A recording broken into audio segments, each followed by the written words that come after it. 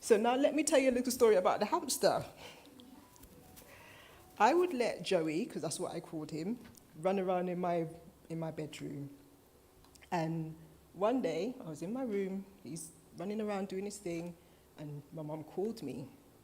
Then I went downstairs, and we were in the kitchen, and doing all the food, cooking food and doing whatever. Then in the living room, sitting down, chatting or whatever. And then all of a sudden, I kind of got up and I was like, and she just looked me dead in my face and said, "Go find him." So I went upstairs and I was looking in my bedroom, can't find this hamster. Looking in the bathroom, nope, not in the bathroom. Kind of look behind the bookcase on the passage, nope, he's not in there. And I thought, oh no. Went into her bedroom, I was listening, and I could hear the sound. So I found him just beside her bed, brought him into the room, went back downstairs, sat down, all innocent-like, and she looked at me and she said, "Where you find him?" And I kind of gave a sheepish look. She said, "You find him in my bedroom, innit?" At that point, I couldn't hold it anymore. I was in this settee, killing myself with love. I was just like, yeah, he was in your bedroom. But, she just kind of gave me a side eye and just like that. But that was my mum. She didn't like it, but I had one. And just to say, I went on to have 2 further, because that one passed away, and she bought me 2 more. So, it's like, yeah. But, what can I say? And then there's this young man beside me here. She spoiled him rotten. With presents, with money, but most importantly, with love. And, them two had their own little relationship going on. And, as much as she did spoil him, she also kept him in check. I would tell you a story, but I don't want to embarrass him, so we'll leave it there. Who don't remember? I know you remember because this was recent, so we'll leave it there. We'll leave it there. Trust me, we'll leave it there. For 40 years, my mum tried to prepare me for the events of May the 4th. She tried her best, and she did a good job.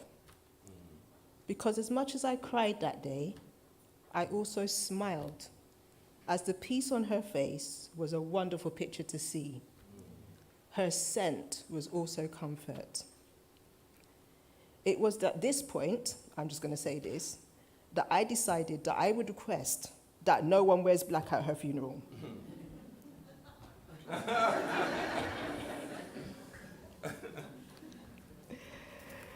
It's simply because I said red, because red was her favorite color. But I just said something bright. Bright. Because I don't feel like we should wear black and mourn her, but we should celebrate her life. The fact that we're laying her to rest today with the blessed assurance of her seeing Jesus again when he comes.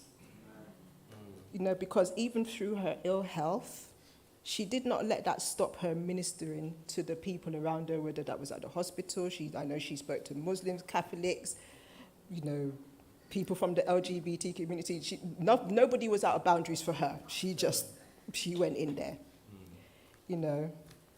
But I don't want to take up much more of your time. So I will end here by saying, on both Kieran and myself, we just want to say thank you to everyone who supported me through the years with my mum.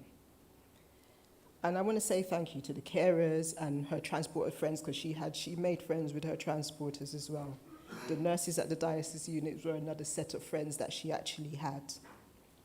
And lastly, I want to thank you all for your emotional, physical, and financial support that you have shown me and Kieran. God bless you all. And I would just like to give the final thank you to God for choosing Merlene Joy Henry Taylor to be my earthly guardian, my mummy, Kieran's nana. Thank you.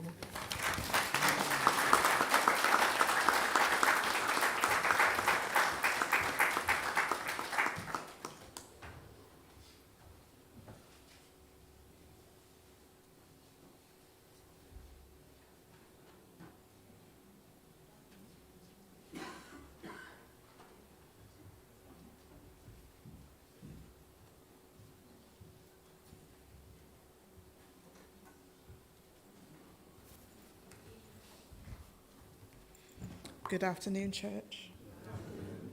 So I'm going to read scripture, Revelation 21, verses 1 to 7.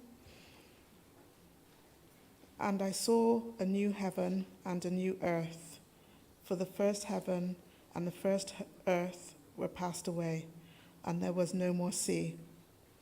And I, John, saw the holy city, New Jerusalem, coming down from God out of heaven, prepared as a bride adorned for her husband.